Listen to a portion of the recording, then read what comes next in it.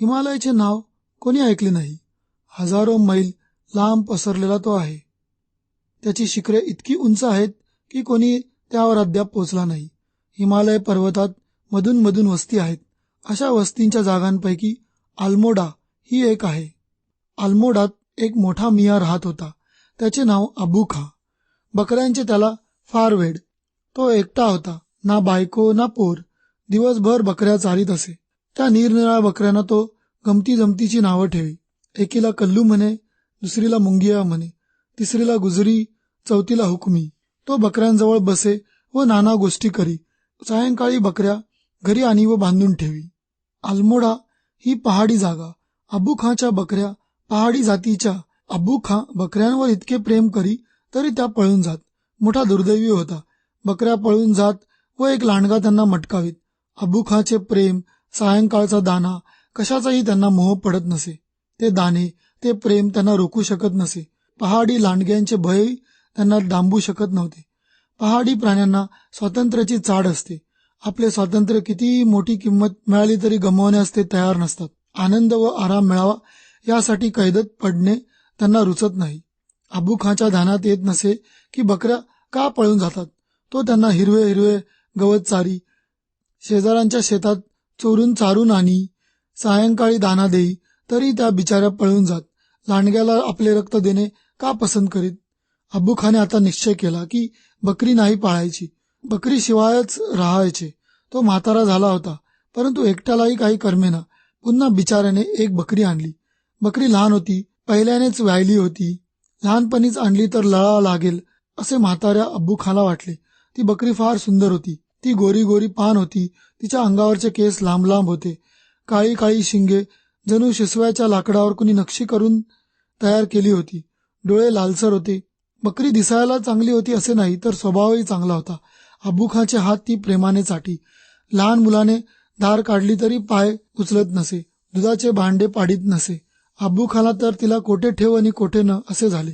तिचे नाव काय ठेवले होते माहीत आहे? चांदणी. चांदणीजवळ तो गप्पा मारी. पहाडातील लोकांच्या गोष्टी सांगी. लहानशा अंगणात बकऱ्या कंटाळून पळून जात असतील असे मनात येऊन त्याने नवीन मोठे वागडे तयार केले. चारी बाजूनी कुंपण घातले. चांदणीच्या गळ्यात लांब दोर बांधला, त्यामुळे ती खुंट्याला बांधलेली असली तरी दूरवर फिरू शके. अब्बू खाला वाटले की चांदणी आता रमली, परंतु ती त्याची भूल होती. स्वातंत्र्याची भूक अशी लवकर मरत नाही. पहाडाच्या स्वातंत्र्यात नांदणाऱ्या जनावरांना चार भिंतीत मेल्यासारखे होते व गळ्यातील दोर तोडण्याचा प्रयत्न सुरू होतो. एक दिवस सकाळी रवंत करत असताना चांदणीचे डोळे एकदम पहाडीकडे गेले. सूर्य अद्याप डोंगराच्या आडच होता. त्याचे कोवळे सोनेरी किरण शुभ्र पहाडावर पडून अवर्णीय शोभा दिसत होती. चांदणी मनात म्हणाली, तेथे किती मौज असेल. तेथली ती मोकळी हवा व इथले कोंदट हवा. तेथे नाचता कुदता येईल, खेळता खिदळता येईल. येथे तर अक्षय्य ही मानेला गुलामगिरीची दोरी. अशा या गुलामगिरीच्या घरात दाणे खायला मिळतात म्हणून गाढवांना फार तर राहू दे, खेचरांना राहू दे, आम्हा बकऱ्यांना विशाल मैदानातच मौज. चांदणीच्या मनात हे विचार आले. या भावना उसळल्या आणि चांदणी पूर्वीची राहिली नाही. तिचा आनंद लोपला. तिला हिरवा चारा आवडेना, पाणी रुचेना, अब्बू खाच्या गप्पा तिला नीरस वाटत. ती कृश होऊ लागली. तिचे दूध आटले. सारखे पहाडाकडे डोळे, बे बे करून दीनवाणी रडे, दोरीला हिसके दे. अब्बू खाला बकऱ्याचे बोलणे समजू लागले होते. प्रेमामुळे त्यांची भाषा तो सहज शिकला. मला पहाडात जाऊ दे, येथे नाही माझ्याने राहत. हे चांदणीचे शब्द ऐकून तो चमकला. त्याचे अंग थरथरले. हातातील मातीचे दुधाचे भांडे खाली पडले व फुटले. अब्बू खाने करून वाणीने विचारले, चांदणी, तूही मला सोडून जाणार? ती म्हणाली, हो, इच्छा तर आहे. अब्बू खा म्हणाला, येथे का तुला चारा मिळत नाही? सायंकाळी दाणे देतो, ते किडलेले असतात. आज चांगले दाणे आणीन. बकरी म्हणाली, खाण्यापिण्याकडे माझे लक्षच नाही. त्याने विचारले, मग का दोरी आणखीन लांब करू? ती म्हणाली, त्याने काय होणार? अब्बू खाने विचारले, मग पाहिजे तरी काय? ती म्हणाली, पहाड. मला पहाडात जाऊ दे. तो म्हणाला, वेडी आहेस तू, तेथे लांडगे आहेत, ते आले म्हणजे काय करशील? ती म्हणाली, देवाने दिलेल्या शिंगाने त्यांना मारीन. तो म्हणाला, वा, लांडग्याला मारणार ना तू? वेडे, त्याने आजपर्यंत किती माझ्या बकऱ्या मटकावल्या. त्या माझ्या बकऱ्या तुझ्यापेक्षाही मोठ्या होत्या.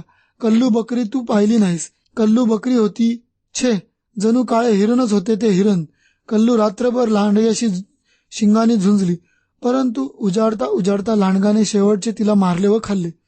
चांदणी म्हणाली, गरीब बिचारी कल्लू, परंतु ते काही असो, मला पहाडात जाऊ दे. अब्बू खा रागाने म्हणाला, तू पण लांडगाच्या पोटात जाऊ पाहतेस, मला सोडू पाहतेस? कृतज्ञ आहेस तू. मी तुला जाऊ देणार नाही, तुला तुझ्या इच्छेविरुद्ध वाचवणार. तुझा हेतू कळला, तुला घरात कोंडून ठेवतो, नाहीतर संधी मिळताच पळशील. असे म्हणून अब्बू खाने तिला घरात बांधले. दाराला कडी लावून गेला, परंतु बिनगजाची खिडकी उघडी होती. अब्बू खा बाहेर पडतो ना पडतोच तो चांदणी खिडकीतून पळून गेली. उंच पहाडावर ती गेली. तिच्या आनंदाला सीमा नव्हती. मुक्तीचा आनंद मुक्त जाणे. तिने लहानपणीचे डोंगरावरची झाडे पाहिली होती, परंतु आज त्या झाडात काही विराळच गोडी तिला वाटत होती. जणू ते सारे वृक्ष उभे राहून पुन्हा पुन्हा येऊन पोचल्याबद्दल तिला धन्यवाद देत होते, तिचे स्वागत करत होते. नाना प्रकारची फुले फुलली होती. शेवंताची फुले आनंदाने हसू लागली, डोलू लागली. उंच उंच गवत चांदणीच्या गळ्याला मिठी मारू लागले. तिचे अंग कुरवाळू लागले. बंधनात पडलेली ती बकरी पुन्हा आलेली पाहून त्या साऱ्या पहाडाचा आनंद गगनात मावेना. चांदणीची मनस्थिती कोण वर्णील. आता ना ते वागडे ना कुंपण, ना ती गळ्यातील दोरी, ना तो खुंटा, आणि तो पहाडातील सुगंध चारा. तसा गरीब अब्बू खाला तर कधीही आणता येत नसे. चांदणी स्वातंत्र्याचा आनंद अनुभवू लागली. ती इकडे उडी मारी, तिकडे कुदी मारी, इकडे धाव तिकडे पळ. ती पहा घसरली, परंतु पुन्हा सावरली. आजवर बांधलेला उत्साह शतमुखांनी प्रकट होऊ लागला. एक चांदणी आली, परंतु साऱ्या पहाडातच जणू नवचैतन्य आले. नवीन प्रकारचे तेज आले. जणू 10-20 बकऱ्या सुटून आल्या होत्या. तिने गवत खाता खाता जरा मान वर करून पाहिले, तो खाली अब्बू खाचे घर दिसले. ती मनात म्हणाली, त्या 4 भिंतींच्या आत मी कशी राहिले, इतक्या दिवस त्या घरकुलात मी कशी मावले, कसे सारे सहन केले. त्या उंच शिखरावरून तिला खालची सारी दुनिया तुच्छ व शूद्र वाटत होती. साऱ्या जन्मात नाचली बागडली नसेल, हसली कुदली नसेल, इतकी ती हसली कुदली. वाटेल तिला एक पहाडी बकऱ्यांचा कळप भेटला. त्यांच्याशी थोडी बातचीत झाली. तरुण बकरेही तिच्या भोवती जमले, परंतु पांढऱ्या ठिपक्याचा एक काळा बकरा होता. चांदणी व तो जरा लांब गेली. त्यांची काय बोलाचाली झाली कोणाला माहीत. तेथे एक स्वच्छ पाण्याचा प्रवाह वाहत होता. त्याला कदाचित माहीत असेल. त्याला विचारा, परंतु तोही कदाचित सांगणार नाही. चांदणी पुन्हा बंधनात पडू इच्छित नव्हती. तो ठिपकेवाला काळा बकरा निघून गेला. सायंकाळ झाली. सारा पहाड लाल लाल झाला होता. चांदणी मनात म्हणाली, सायंकाळ झाली, आता रात्र येणार. खाली पहाडात कोणी धनगर बकऱ्यांना कवाडात कोंडीत होता. त्याच्या गळ्यातील छोट्या घंटांचा आवाज येत होता. तो आवाज चांदणीच्या परिचयाचा होता. तो घंटांचा आवाज ऐकून ती जरा उदास झाली. अंधार पडू लागला. तो एकाएक खू खू आवाज एका बाजूने येत आहे. तो आवाज ऐकताच लांडग्याचा विचार चांदणीच्या डोक्यात आला. दिवसभर लांडग्याचा विचारही मनात आला नाही. खालून अब्बू खाच्या बिगुलचा शिट्टींचा आवाज ऐकू येत होता. चांदणी परत ये, असे तो आवाज म्हणत होता. इकडून लांडग्याचा खू खू आवाज येत होता. कोठे जावायचे?